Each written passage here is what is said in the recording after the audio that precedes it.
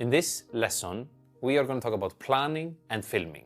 Let's start to talk about planning. To make it simple, I would say that there are probably like 3, maybe 4 ways to plan.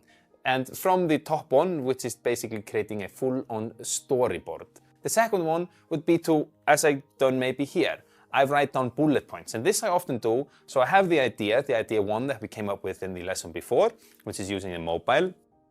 And what I would need then, I would need a cool place, because I want it to be like a cool place. I need a subject, I'm gonna screen record the video, and I can film this video myself. And this is actually something that I think about a lot. Can I film this video myself, or do I need help filming this? If I can film this myself, I often use, for instance, a tripod.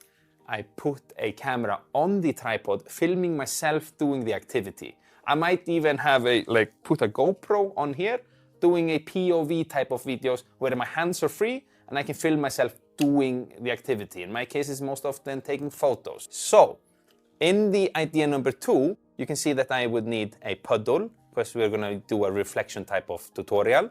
I need a subject. I want to use 3 different angles for this video, and I write it down, and I need help to film. So this would be the second way to plan your videos, creating little bullet points on what you need. The third way is I know in my head what I will need, and then I know, for instance, do I need help? What type of angles do I need? Do I need to bring a tripod? And all these things that we were talking about. And then the fourth would maybe just be to go out and be spontaneous. Get inspired to do whatever, just go out and create content. And you don't always know what you're going to create, and you might find something. And that I think is also beautiful, and that is something that I often do. One thing that is good to keep in mind too is what type of lighting do you need? If you're going outdoors, is it super sunny and very harsh lighting? Like in the middle of the day, it's not often very flattering lighting. Like the lighting conditions then are not good at all, in my opinion. Are you filming this indoors? What type of lighting is there? Then maybe you should move to a window. Natural light is very beautiful, but this is something I keep in mind too, is what type of lighting do I need for the video that I'm currently creating? And I try to do the best type of lighting that I possibly can within, the conditions that I have. Now that we have planned our videos, it's time to film them. And I'm going outdoors because my videos require me to go outdoors, but maybe you are, want to film yours indoors. It's totally up to you. But we are here together going outdoors to film these videos.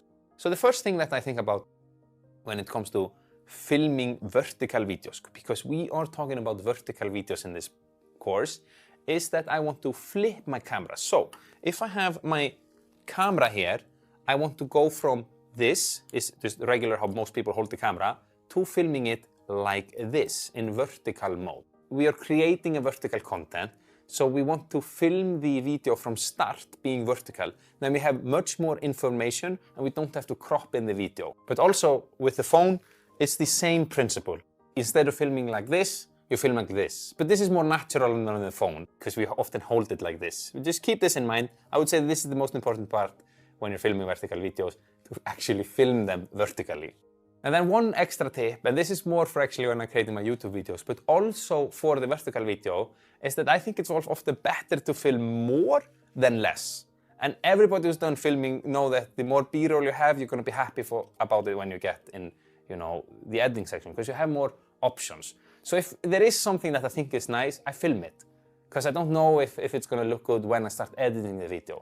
So rather I film a little bit more than less. Before moving on to the next lesson, let's do a quick recap of what we talked about here. We talked about planning and the different ways of planning. We came up with 2 ideas and wrote a little bit what we need in order to execute those ideas. Then we talked about filming too. However, I want to encourage you to be spontaneous too and think a little bit out of the box and experiment. That is something I want to leave you with too. So, next lesson we will talk about music, how to find trending music, and how that can help you.